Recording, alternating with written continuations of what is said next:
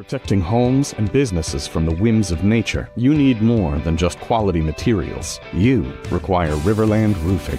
Licensed, insured, and certified, RiverLand Roofing offers not only the assurance of excellence, but a tailored approach to your unique structural needs and budget.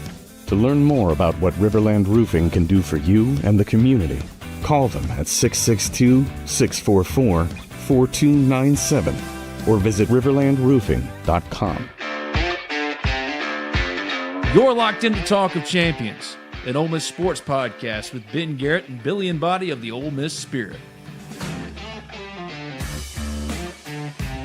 Welcome in, everybody, to another edition of Talk of Champions. I am Billy Embody. With me, Ben Garrett, who is in the RiverLand Roofing studio. What's going on, my friend? The RiverLand Roofing Studios, New Albany branch, RiverLand Roofing, for all your roofing needs, 662-644-4297, riverlandroofing.com. Our friends at RiverLand Roofing power everything we do here at Talk of Champions and at the Ole Miss Spirit, OleMissSpirit.com, and affiliate of On 3. I call it the New Albany branch because we've got a studio built out off the square, just off the square in Oxford that is now the RiverLand Roofing Studios. And last week we gamed with Raymond Collins, working on lining up another player for this week to game with, the second game for Ole Miss football next season. They'd play as Ole Miss, I'd play as the opponent, probably get my tail beat once more. But the players have all been dismissed or allowed to have a break for this week before they all come back for July and the ramp up to the season. So this is a week off for a lot of them, or all of them, and a lot of them have chosen to go out of town. So right now, trying to find somebody, don't know quite yet. Maybe Dylan Alfred. I got a text out to Xavier Harris. We'll see what happens. But yeah, man, RiverLand Roofing is doing so much for not only us, but Ole Miss in the NIL space, and we certainly appreciate them. Yeah, Dylan Alfred just hosted Jamison Powell, and they spent some time together, and he's been very, very active with the recruiting side of things for Ole Miss. So this is a guy that, you know, I would pay attention to. He's got leadership down. He's got all those things down, and Ole Miss is leaning on him heavily, and they are really going after a lot of high-end targets for this end of this recruiting cycle as June comes to a close and it is decision-making time. And we're going to hit on baseball. We're going to hit on football because this is that time of year where both the baseball roster for next year is being built, but then football is getting ready to kind of lock down the last few remaining targets or get decisions in from those targets over the next, several weeks and into August, really. And so I would just say my overall theme, on the message board has probably been a little bit of, hey guys, patience, because these kids like to do, their own big announcements. They want to have their family together. And the ones that do the big announcements and the whole song and dance and everything like that, I would say those are the ones that you should feel very good about being locked in. The ones that maybe just kind of on a whim at times might throw out a commitment graphic. Those are the ones that you might have to battle for the rest of the time. But these ones that are now setting these decision dates that are, middle of July for Ant Davis, for example, or middle of July for NASCAR McCoy, and then early August for Ant Davis, 4-star linebacker out of Grayson. Those are ones where most people are going to be saying, okay, all right, it's going to be a big event. This is it. This is the formal close of the recruitment. And then we'll kind of see where the dust settles. And right now, there's a lot of posturing going on because elite Mississippi defensive lineman Nolan Wilson is down to Ole Miss, Alabama, Miami, and Auburn. I would say it's an Ole Miss-Alabama battle. I just don't think Miami has given him enough to think about. But this is one that he has at least publicly said the Tide have a slight lead. But this is probably the biggest priority on the defensive side of the ball for Pete Golding and this staff. And, you had a story on it on his official visit weekend, Ben. This is a guy they've got to have. Yeah, this is one that Randall Joyner absolutely loves, man. He is probably certainly atop the wish list for Randall Joyner, Ole Miss defensive line coach, but certainly near the top as far as overall wants for Ole Miss in this recruiting cycle. Nolan Wilson's the real deal, and Ole Miss has had him in to campus and had him in for an official visit. They went on a lake day, had the whole setup with some ATVs and the entire defensive line. Outside, I think, just of Cam Franklin, were there to show the support and to kind of try to recruit him into the fold. I think you kind of nailed it there. It's Ole Miss or Alabama. I'm not quite ready to say Ole Miss is the team to beat right now, but I certainly think things are trending in the right direction for Ole Miss with Nolan Wilson specifically, because Ole Miss has prioritized him in such a way and is doing everything, moving heaven and earth to try to secure him, because they believe he's probably the best in-state defensive lineman since Cam Franklin came out of Lake Cormorant. So they really like him. They think he can step in and play immediately. They want to lock him up. Ant Davis, like you said, has got a commitment coming up. J.C. Anderson, tight end out of Illinois. We're hearing at the Ole Miss Spirit, OleMissSpirit.com, and affiliate of On 3. Sign up for $1 today. We're hearing that J.C. Anderson is on commitment watch for Ole Miss.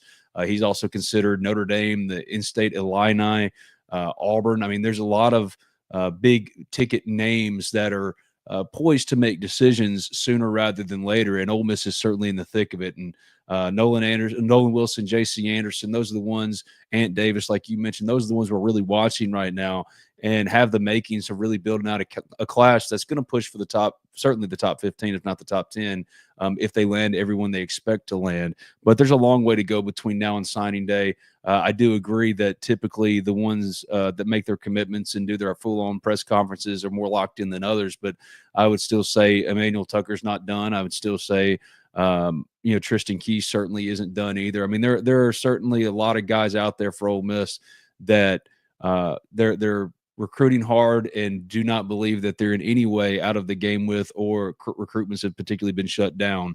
So those are the ones we're watching primarily. Nolan Wilson's certainly atop that list.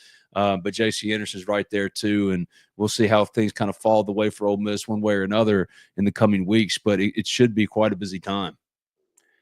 Yeah, and I think for the most part, there's a couple of decisions I think that are coming this week. One in particular that we're kind of in a holding pattern, I would say, for is Tyreek Jemison, the offensive lineman from the state of Georgia, and this is one that, man, Ole Miss has led this recruitment pretty much the last 2 months. And Tyreek and I have talked a lot, and he's been pretty upfront with me about where things stand.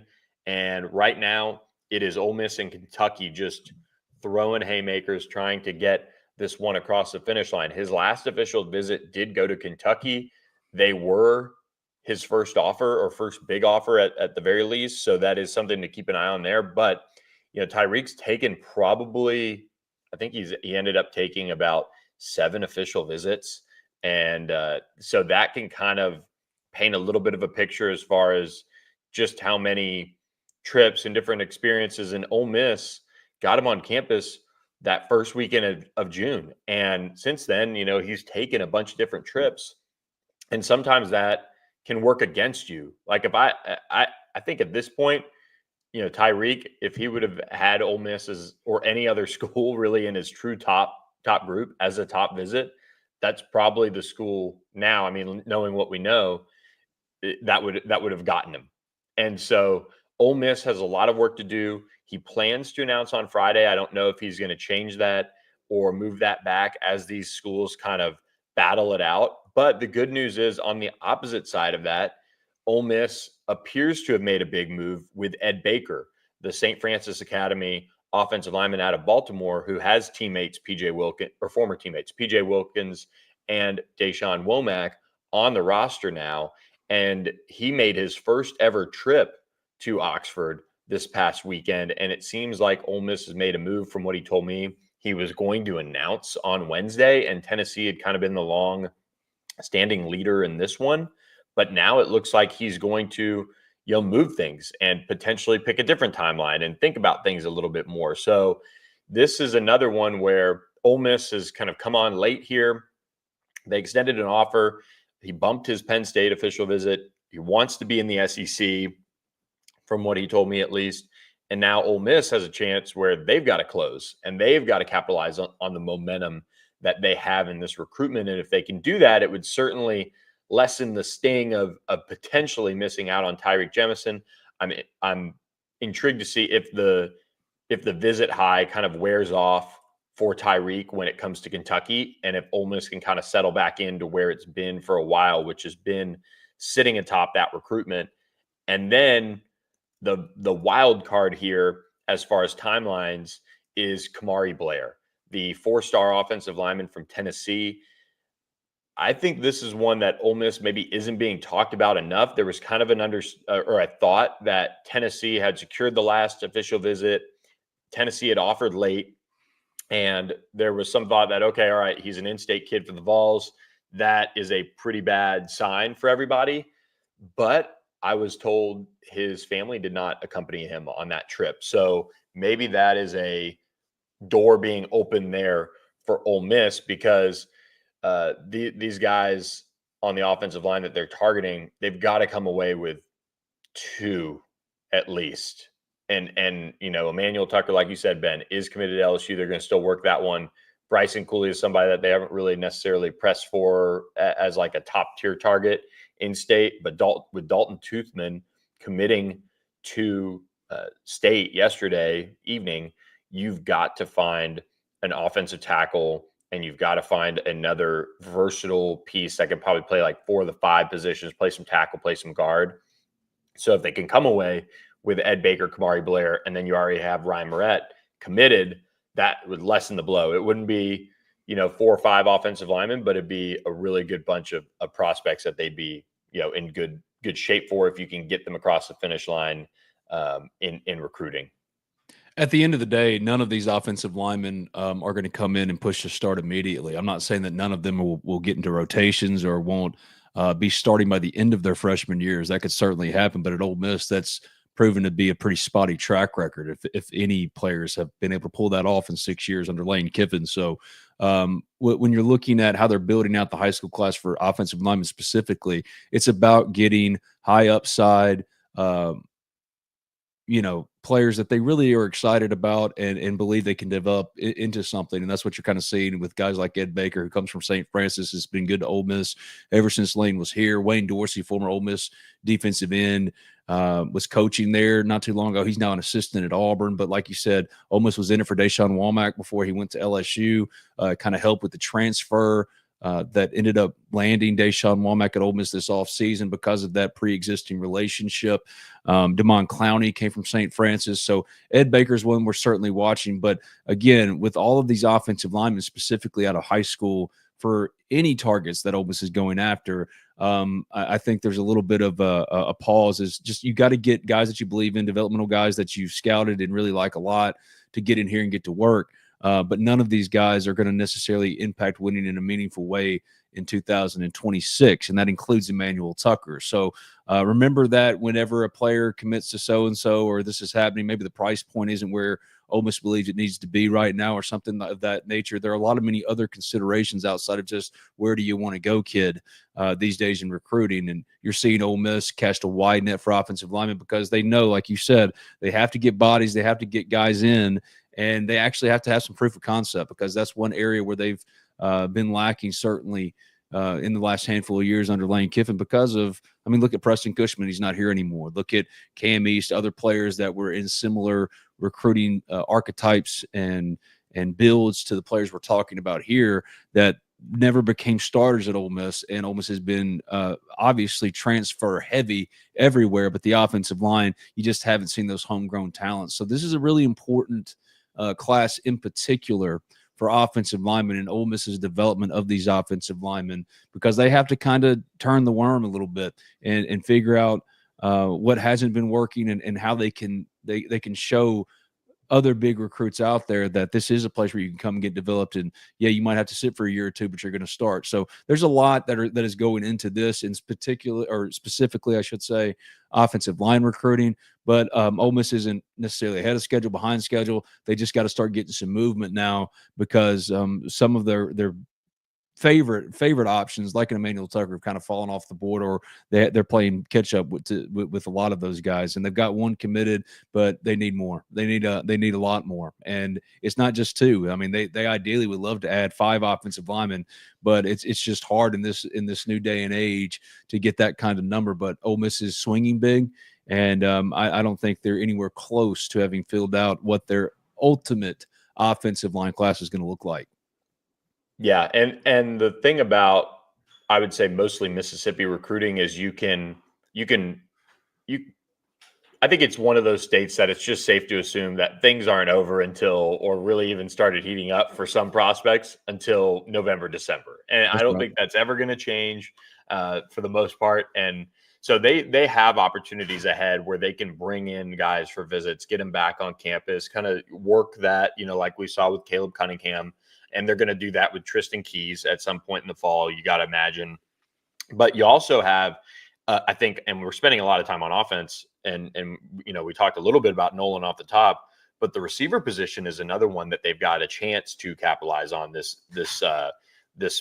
time of year, and also this recruiting class, because you've got Xavier McDonald, an elite wide receiver, you've got Jace Matthews, an elite wide receiver, you've got Tristan Keys, an elite wide receiver in state, but one player that we're not talking enough about, apparently, from what my sources are saying, is Auburn commit Denarius Gray, who took his last official visit of the summer to Ole Miss. And it sounds like George McDonald and Kevin Smith and, the group at Ole Miss did a really good job on this one. And Auburn, for as much as, and remember earlier in the cycle, and it could still end up being, a thorn in Ole Miss's side, but Auburn and Ole Miss are locked in, quite a few recruiting battles. And at the same time, Auburn is second to last in the SEC in recruiting classes right now. And they're seeing top targets go elsewhere, left and right. Like, it is not a good time on the Plains. And if they lose a Denarius Gray, who's been committed since January of 2024, which early commitments, you can make the argument, are always tough to hang on to. But, there are still bright spots for Ole Miss, which is sitting at 9th, I think, in the SEC, but still sitting with a top 25 class. So they're trying to get Denarius Gray across the finish line. If you get him, then you have him, Jamison Powell, and Corey Barber, and then you can find out, okay, let's get Xavier McDonald in the boat, and then find a way to get one of Jace Matthews and or Tristan Keys on board. So the wide receiver room seems like it's in a little bit better spot than I think we might think, just because we're very focused on Mississippi talent in this class too. Ole Miss, while offensive line recruiting has been very hit or miss, they're never going to not sign elite wide receivers. Even if they were to not get anyone else, Corey Barber, for example, is a player that is every bit the recruit that Braylon Sanders was, is every bit the recruit that name a guy, Vince Sanders was. I mean, these are 4-star high-end players. Gray's another good example of this, committed to Auburn. Ole Miss is going to get elite receivers. I think Xavier McDonald's going to end up being an Ole Miss Rebel. I think Jace Matthews, I'm pretty bullish on, is going to end up being an Ole Miss Rebel. The wild card is Tristan Keys, because in national, reporting and what have you, Ole Miss isn't particularly mentioned all that much, but we go by the visits. We go by what our sources are telling us, and Ole Miss is all in on Tristan Keys and is not going to give up until he signs somewhere. But I think it's the complete opposite of offensive line recruiting. They do have proof of concept with wide receivers. They do. Caden Lee came in and made an impact immediately as a freshman. If Dylan Alford or someone else makes an impact this year, you'll have more of it. But wide receiver is a position to where, yes, they could miss out on one or every one of Xavier McDonald, Jace Matthews, and Tristan Keys, but they're still going to sign elite talent at wide receiver. Offensive line, it's more of a struggle. It's more of a what can you come up with? Who are guys in forecasting for the future 2-3 years down the road? Whereas wide receivers, you kind of know what you got after 2 years. I mean, you saw this with Aiden Williams, who's now a Mississippi State Bulldog, right? I mean, this is he was the number 2 recruit in Mississippi, behind only Sontaran Perkins, coming out of high school, 4-star, a borderline 5-star, and he just didn't have the mental makeup or wasn't able to get on the field despite some nice showings in preseason camp and stuff of that nature. So I'm not worried about the wide receiver end. I am concerned about just what it would mean to not get one or all of these in-state wide receivers, because Ole Miss has put so much legwork and work into landing them. And Tristan Keys is the one that I'm just going to always be fascinated by, because the national narrative compared to the local narrative is much different. And obviously that's going to be reconciled in some way, one way or another, between now and signing day in December. But Ole Miss believes it is very much a factor for him, and certainly believes it's in a leading position, if not the leader straight up, for one or both of Xavier McDonald and Jace Matthews. It's going to be fascinating to watch how that falls. If they can hit on all of them, they obviously would love to do that. I mean, they would love to have all three of them. Seems pretty unrealistic, just if you've been around recruiting like we have for so long. 20 years in this business, typically going 3 for 3 with elite guys like that is very, very hard to do. But regardless if they don't or not, there's also the portal component. Tristan Keys is not a guy that's necessarily going to get into the portal because he's going to be out in 3 years. I mean, this is Jamar Chase, right? Jace Matthews is similar to that. I think Jace Matthews has the potential to be a 3-and-done guy. Xavier McDonald is a little bit more of a developmental player, but I think that Ole Miss is right where it needs to be with wide receiver recruiting. Need more from offensive line recruiting. Need to see some results outside of just the one commitment that they have so far, because where in wide receivers you say, well, this is happening on the ground and it bears out that way, even if national media aren't talking about it in a certain way. Offensive line recruiting, I mean, I still think they're in for Emmanuel Tucker, but the proof is in the pudding. He's committed to LSU. He's committed to Mississippi State. He took a Realtree hat and threw it off his table. Ole Miss Realtree hat and threw it off his table when he made his commitment. It's a little bit of a different conversation. So as far as confidence level, I'm not worried about what they're going to get done at wide receiver. I know they're going to get it done. They're going to get elite players. Offensive line, that's my one area this recruiting cycle that I'm like, let's see what you got, because you just haven't had that same kind of return that you've had at wide receiver and other positions as well. I think secondary is a good example. Defensive line is a good example. But the offensive line, it is the complete opposite of wide receivers, because you're just going to hear big name after big name after big name at wide receiver, knowing that Ole Miss is going to be a contender for whoever it wants to, while offensive line is more of a build it up from the ground up. And that's kind of the fascinating dichotomy of what Ole Miss's recruiting is like in 2025-26. Yeah, Tristan Keys, Jace Matthews could be that franchise-type player. And, of course, we want to remind you guys about our friends Andy Ludicky at myperfectfranchise.net. Give him a call, 404-973-9901, or email him, Andy, A-N-D-Y, at myperfectfranchise.net.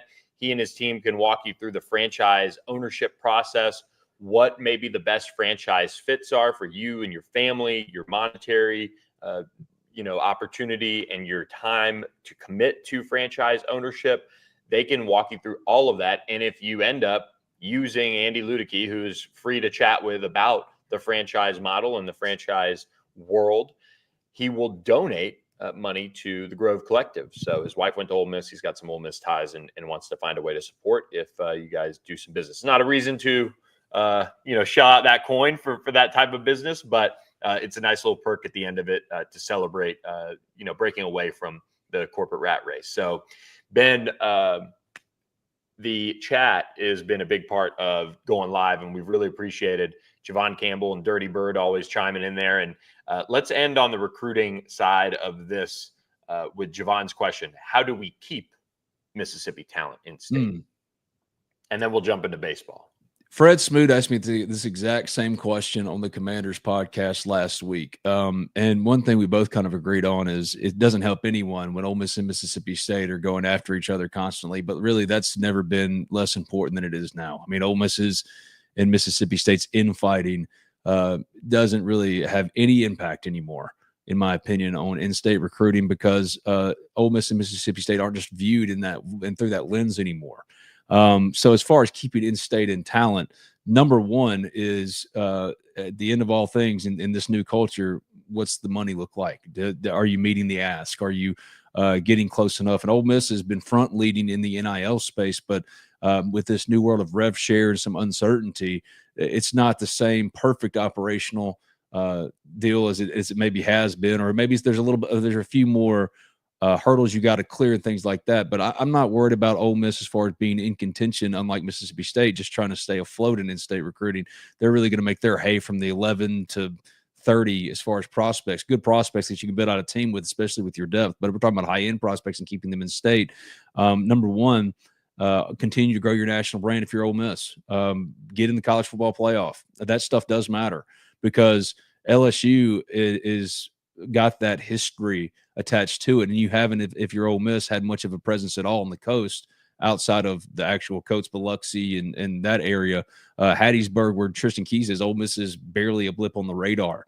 LSU is a far more threat for those kind of prospects, those area prospects in Mississippi, because of proximity and just what they've grown up around. I mean, Tristan Keys, even though he was born and raised in Mississippi, was in Hattiesburg. He wasn't born and raised listening to Ole Miss stuff all day, every day on the radio, or seeing it on TV, or seeing it on podcast, on the internet, whatever he might consume as media.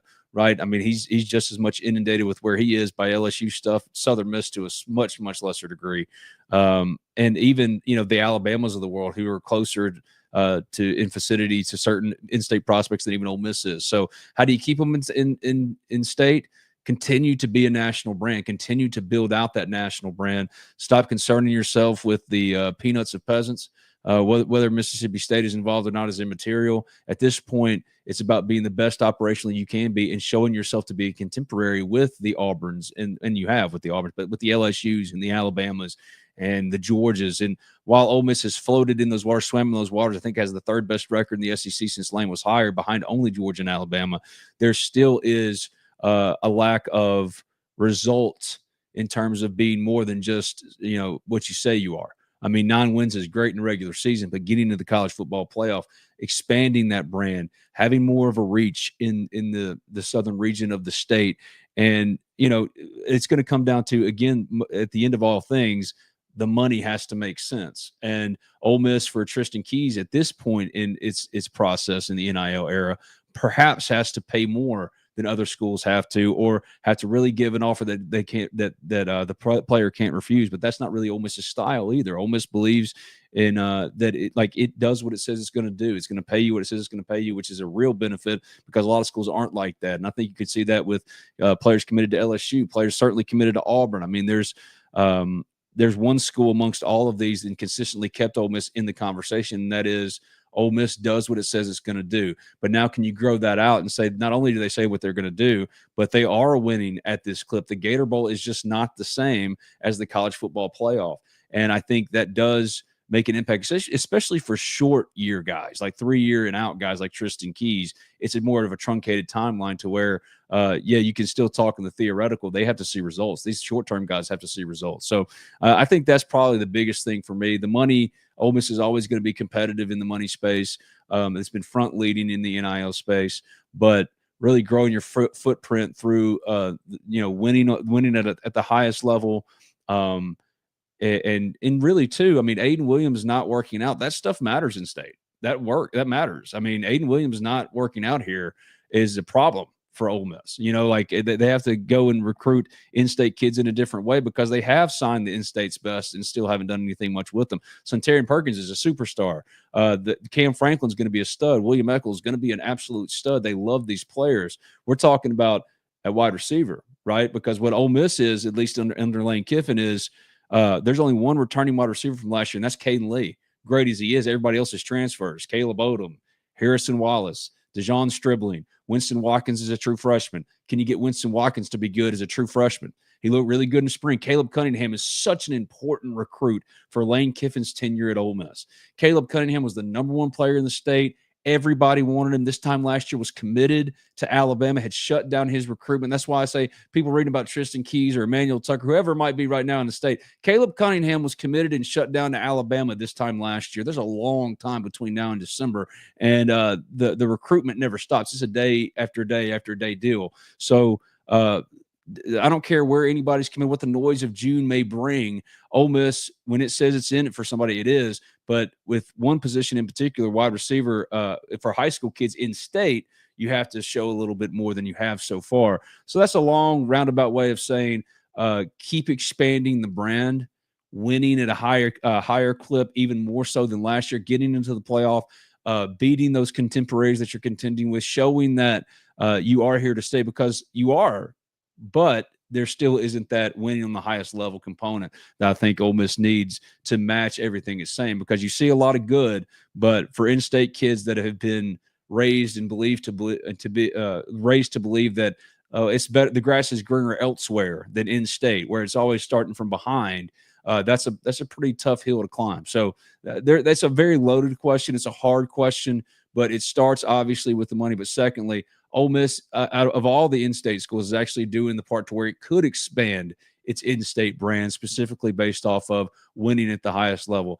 there are benefits and negatives to being literally an hour away from the Tennessee state line. That means down south of Mississippi, it's a little bit of a harder pull for players because they're essentially driving much further than they would to Alabama, that they would to LSU. Those are just as close to in-state, if not more so, than Ole Miss. It's a much deeper issue, and a lot of it has to do with the lack of success by both in-state schools for years on years on years consistently. Now Ole Miss is doing that and recruiting at a different level, but it's still not where it needs to be yet. Just keep going, and Ole Miss fans keep giving. Even when it's hard, even when you say, "Man, what is this getting me?"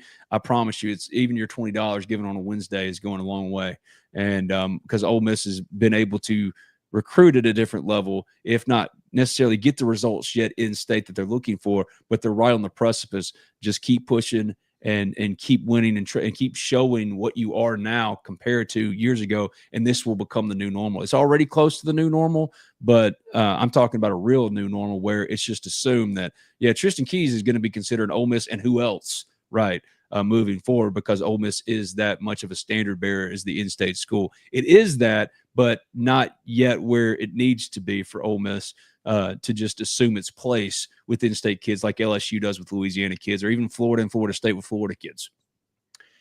Yeah, it's going to be interesting to follow, so make sure you subscribe to the Ole Miss Spirit, ohmspirit.com, for just $1 for your first week. Jump on board with us. It is a big time of year. You're not going to want to miss it, and if you hit the front page of the Ole Miss Spirit and you're not a subscriber, we can't really publicly talk about it too much, but let's just say there's a great new perk about the website. So it'll hit you right in the face if you're not subscribed to the Ole Miss Spirit. So check us out, ohmspirit.com, for just $1.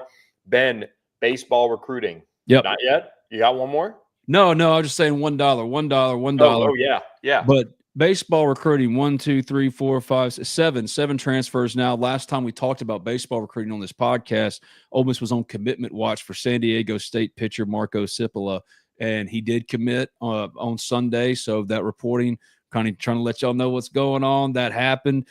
He has committed. He is a part of things, but they've gone even heavier after the pitching side, which has been consistent with what we've been reporting here on Talk of Champions, powered by RiverLand Roofing, 662-644-4297, RiverLandRoofing.com. We've been talking about this at the Ole Miss Spirit, ohmspirit.com, affiliate of On3. Sign up for $1. They wanted, after Will Libbert, the pitcher from Missouri, committed, and they had 4 commitments, including 2 pitchers, the other being Grant Richardson, wanted 2 to 4 more. Well, now they've gotten 3. Marco Cipolla, Owen Kelly, a pitcher from St. Louis, and Landon Koenig, a pitcher from North Dakota State. All of these are candidates to pitch on the weekend. All could be potential weekend starters for Ole Miss. So I think Marco Cipolla is going to slide in on Sundays at worst. Because Cade Townsend's probably going to start on Saturday, but you've given yourself real options. And if Hunter Elliott if you're not able to bring him back, which is the goal, you're going into the draft trying to recruit Hunter Elliott back. But he's been trying to go pro for a while now, and this might be his best opportunity. If he stays for one more year, they'd have a statue built for him, really go for another national championship. What a story it would be. But I want Ole Miss fans, Bill, to really think about individually where Hunter Elliott is.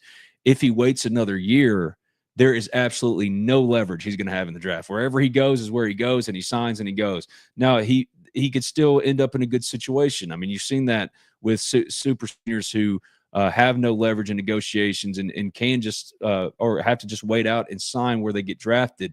But it's certainly a consideration that this in the conversation for Hunter Elliott and potentially bringing him back is that leverage piece and what it would mean to leave now or stay. The MLB draft for Hunter Elliott is one we're really going to be watching. I think Mason Morris is going to get drafted pretty high enough to sign and leave. Luke Hill, same thing. Judd Udemark, I think, is coming back. Will Furnace, I think, is coming back. Hunter Elliott's the real wild card here. But if they don't bring him back, they've done a tremendous job of giving themselves real portal options. The problem is it's not a guarantee that all these guys get on campus either. I mean, Grant Richardson, Tristan Bassetti, the outfielder from Clemson, Daniel Pacella, the outfielder from Illinois, Will Libbert, the pitcher from Missouri, all of these guys are MLB draft risks. So there is a real risk involved with committing these players, knowing that you're going into July, still having not truly finalized anything. While they've added 3, I said they wanted to add at least 2 to 4 more pitchers after Will Libbert, and they've added 3. Depending on how the draft goes, you could still see them continue to add. I wouldn't be surprised if they added at least another pitcher. I know they want at least another infielder. they're not going to turn away good players, period. But remember that too. These names that you're seeing, the MLB draft is going to be so incredibly important, not just for Hunter Elliott, not just for Judd Udemark and Will Furnace, but also a number of these transfers that you're counting on to fill out another contender for Ole Miss baseball next season. If it does hold with these 7, if all 7 make it to campus, which I think, if you ask me today, it's a lot more likely than not all 7 make them to campus rather than losing 1 or 2 to the draft. And if they do, Ole Miss is going to be right there in contention again. Grant Richardson has real projectability of a Liam Dole type. I know y'all don't want to hear his name, but Grant Richardson profiles in a lot of ways just like him. Tristan Bissettia is a middle of the order hitter. Yeah, he was banged up last year, but man, when he was healthy, his hard hit rate was about equal to Judd Udemark, who led Ole Miss in home runs last year. Daniel Pasella would be arguably their most dangerous and high-level hitter next year if he does make it into this lineup. Will Libbert could start on the weekend, and they're not done either. Juan Vargas, a transfer from Tennessee Tech, arrived for a visit on Sunday. He could be a closer for them. He was a mid-year stopper of the year in his conference.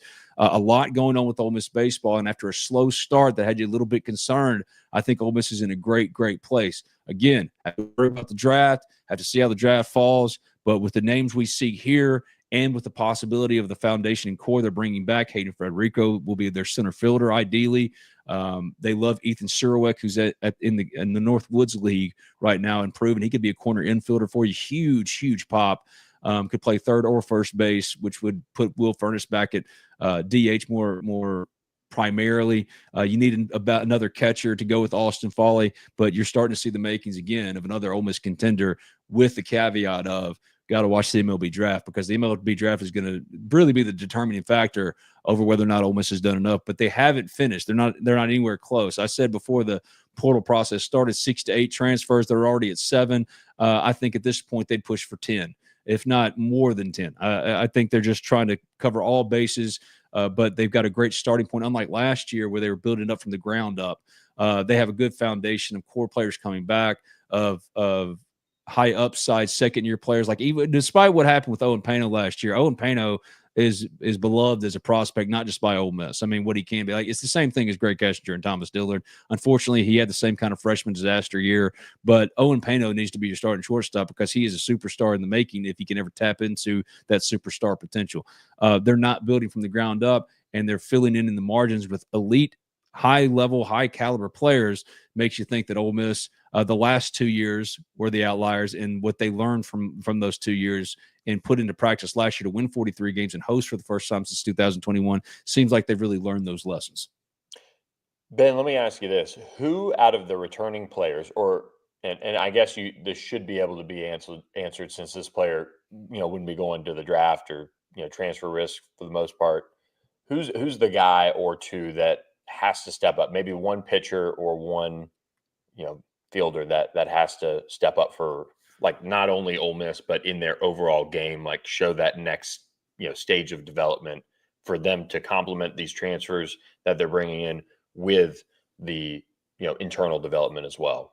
Well, on the pitching side, obviously, you're going to start with Cade Townsend, but I would argue that Hunter Elliott, in terms of wins and losses, are more important. And you say, wait, Hunter, what are you talking about? Hunter won a national championship as a freshman. He's been the co-ace as long as he's healthy. Yes, as long as he's healthy. And this time last fall, when he was going through fall inter squads, his velo was in the low 80s. I mean, his fastball velocity just wasn't there. Fortunately, he came around, and he really started to look more and more like himself as the year wore on. That's the most he's pitched in years. Hunter Elliott still, he's not yet who Hunter was. Good as he was, he's not the Hunter we're used to seeing. And that's part of the pitch, too, with Ole Miss and trying to bring him back, is like, look how far you came in one more year under Joel Mangrum, which is better than anything, any kind of coaching or instruction you're going to get in a minor league system anywhere. No matter what the professional organization is, the individualized and personalized structure of Ole Miss under Joel Mangrum as your pitching coach, who was in the Cleveland Guardians organization, their minor league pitching coordinator, that carries more value and will really unlock who you've always been before the injury. That's part of the pitch. I think Hunter, the reason I say Hunter is not because it's obvious, it's because he is, in my opinion, a 3 or 4 win difference for Ole Miss to where the others aren't. Cade Townsend is projectable, like, as far as projectability, a high-end arm for the draft, what he could be, what he's going to be potentially down the line. But if you're thinking about just Ole Miss winning in 2026, yes, Cade Townsend is a big part of that. But if you got Hunter Elliott back, it just completely changes the calculus. Grant Richardson on Saturday, like what they dealt with in the regional that caused them to get in the losers bracket and ultimately fall to Murray State despite playing a great regional. They actually played really well, but Murray State played better. What set them back, they tried to play the strategy, which was the correct strategy of don't start Hunter on Friday, because if you can get to 2-0, essentially it's almost impossible to not get out of the regional starting 2-0 because every other team got to beat you twice. And the strategy, while sound, Riley Maddox just wasn't that number 2 that could take that responsibility and put you off on a good start. Grant Richardson could. Kay Townsend could. Pick any of these guys. Cipolla from San Diego State. Libert from Missouri. Pick your guy. Whoever emerges, you've given yourself a depth of options, but it requires having that stabilizing horse on Friday nights, which is Hunter Elliott.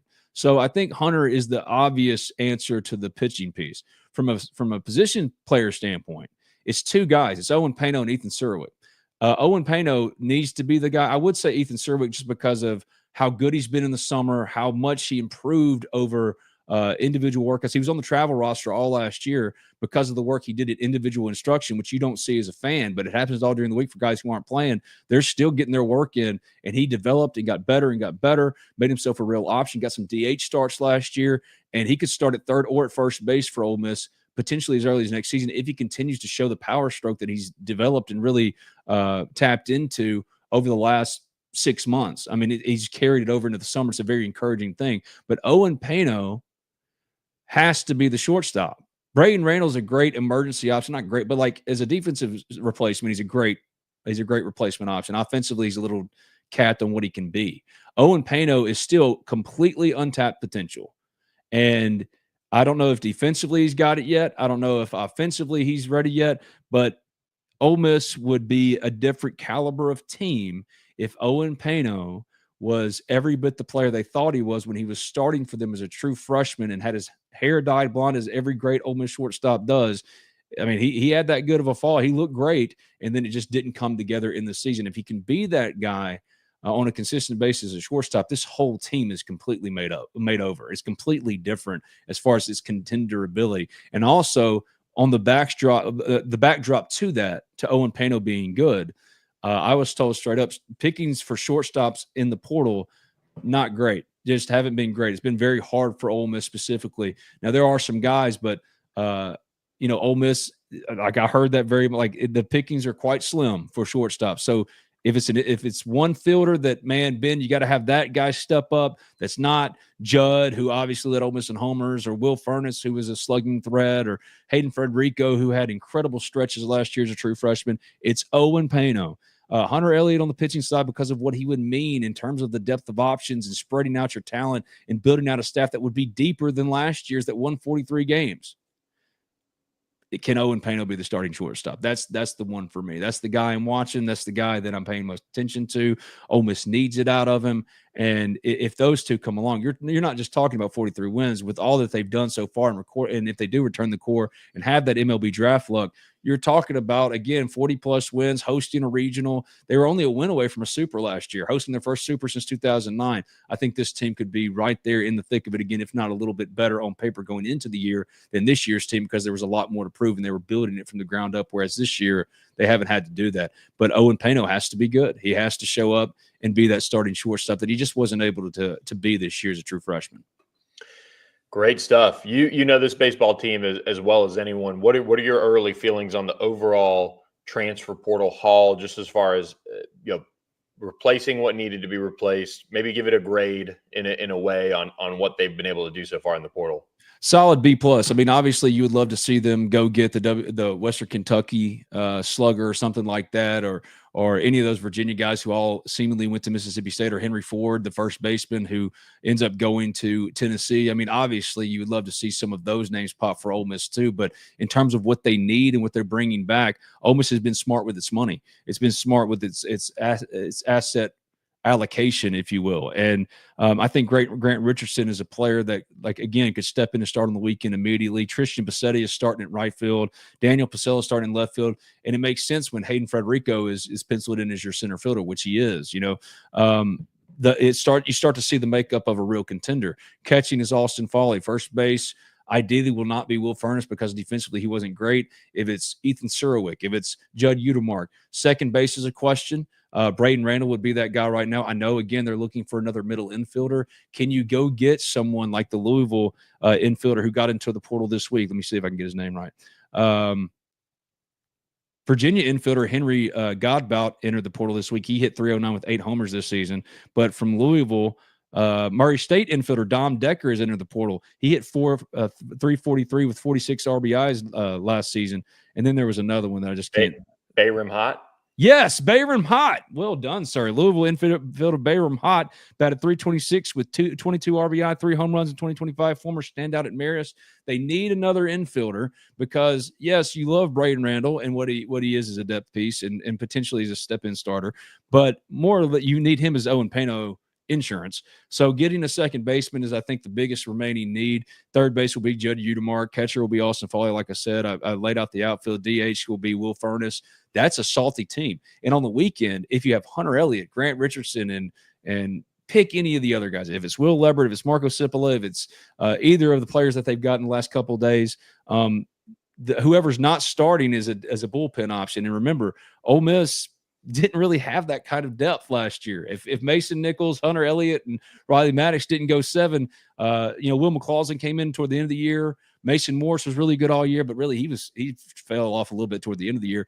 This is more depth, and I would give it a solid B+. You would want to see maybe some more high-end talent, but I think for what they've put together and what they are on paper right now, against the backdrop that the MLB draft, who knows what happens in a couple weeks. This is a good team. This is a 40-win team. This is a regional host of a team already, and they're not done either. Started slow, and it was concerning, and Ole Miss fans were like, what the heck is going on? Which I don't blame you. But like we told you at the Ole Miss Spirit, OleMissSpirit.com, affiliate on 3, as we've been leading the way and telling you what's going on in the portal and everything recruiting, it's the only place to be, the Ole Miss Spirit.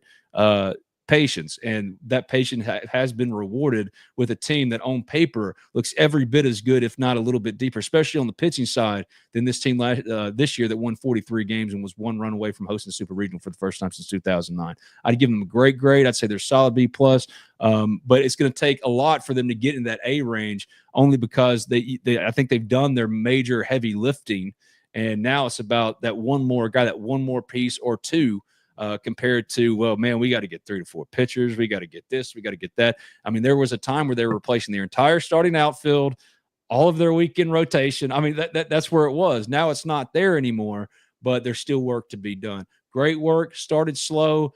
I get why Ole Miss fans were like, what the hell's going on here? But now I think Ole Miss is not recovered, because there's nothing to recover from, but certainly has gotten to a place of real solid footing and foundation, both with the core pieces returning, the transfer supplementation that they've done, and also the summer league piece, because the summer league isn't how it used to be, Bill. It used to be where you send everybody out to the summer and let them play and get at bats in. Now Ole Miss is very selective with its players. Hayden Frederico has been playing center field in the Cape all summer, and that's an important thing. I mean, Hayden got as many at bats as anybody last year, but he's now their starting center fielder. That's what they want him to be. So I think that they've got an incredibly strong starting point of a contender.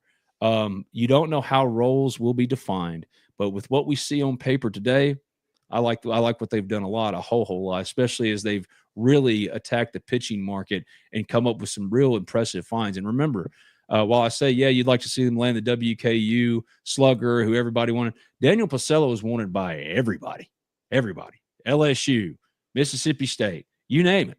And Grant Richardson had crazy high major offers. These are not just, diamonds in the rough.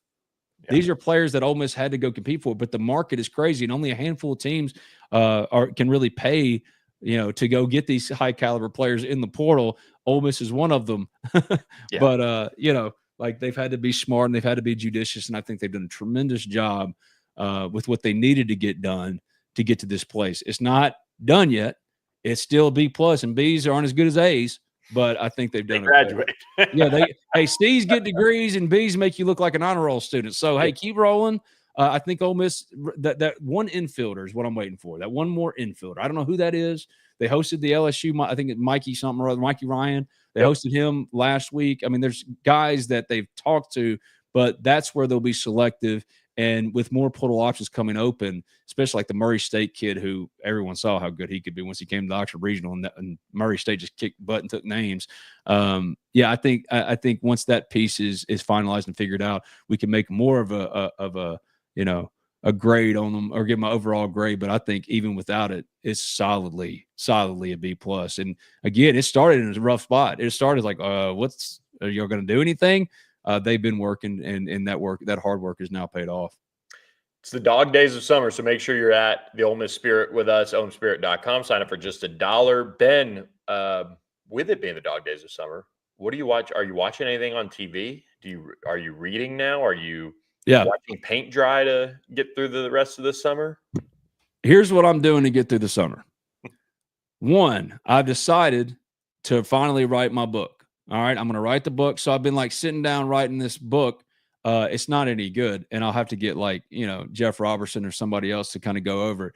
But I'm filling my time with like whenever I find, like, I do like to read, but like mostly like the Bible and Harry Potter. It's pretty basic stuff for me.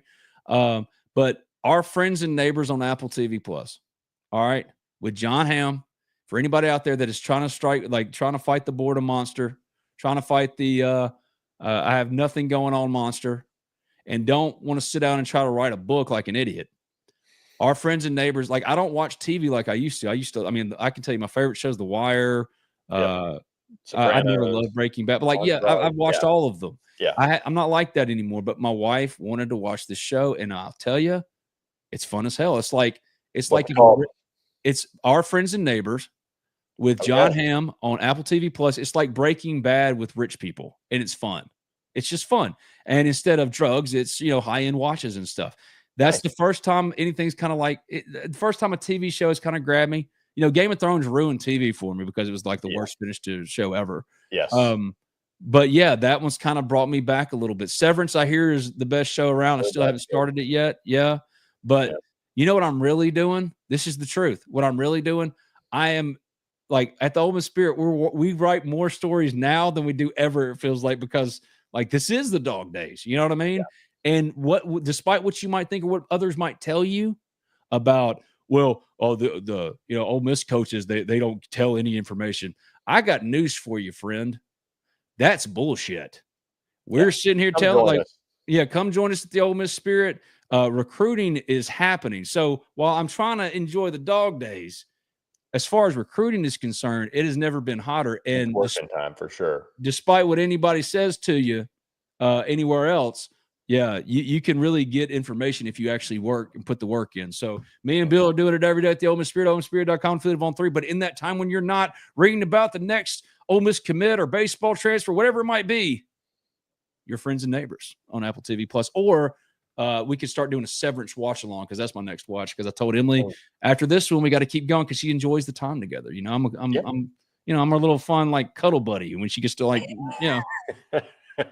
which I like. Shrek.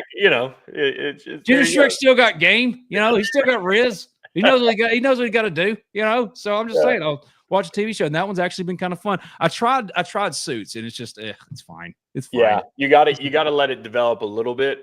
We watched The Waterfront. The Waterfront's actually kind of like if anybody ever watched Bloodline, which I thought was one of the more messed up in a way kind of shows, kind of dark, but very, very good. And you never knew kind of how it was going to go. I felt Waterfront's a little condensed version. And then the other thing, and this is, a little bit more the wife's choice for sure, but Sirens was actually on Netflix, was actually like, and again, condensed, I think like a 6 or 7 episode limited series. And we cruised through that in 2 days and we're like, awesome. Great. Now what do we do? That's the problem. I used to love binge watching shows, going to the movies, and I went and saw Ballerina, the John Wick. I'm just like, it's fine. It's like it's fine. I don't know. The last time I was truly excited to go sit down and see a movie was Spider-Man: No Way Home, and the last time I was really excited to watch a TV show, like truly excited, couldn't wait, and sat down, was locked into my chair, it was Game of Thrones. And then that just became, when the bell showed up and Daenerys started burning down King's Landing, that's when I said, okay. All right, cool. Thanks. I'm you had to done write now. in a random finish for this. No, I'm done now. Oh, and John Snow's parentage doesn't matter anymore. Okay, I don't care anymore. So like it's been hard finding like getting back into that because I remember how much fun that was for me, and I'm trying to get back into it. So if you, the Ole Miss fan, have any suggestions, give them to me because we only got 2 episodes left of Our Friends and Neighbors, and I'm going to Severance. I'm supposed to go to Severance next, but like if there's something I'm missing, let me know. But I need it too because I can't just constantly talk about and write about Ole Miss all day every day and not have any hobbies. But currently, that's all I got. Awesome. Well, good stuff, man. Good seeing your face on Talk of Champions, this live edition. Appreciate RiverLand Roofing for their support of our podcast and everything we do at Talk of Champions in the Ole Miss spirit. Give them a call. RiverLand Roofing, 662-644-4297. For Ben Garrett, I'm Billy Embody. Thanks for joining us, everybody. In the chat, Jerry Morris all chimed in. We appreciate you guys. We'll catch you later this week with another live edition of Talk of Champions. God is good.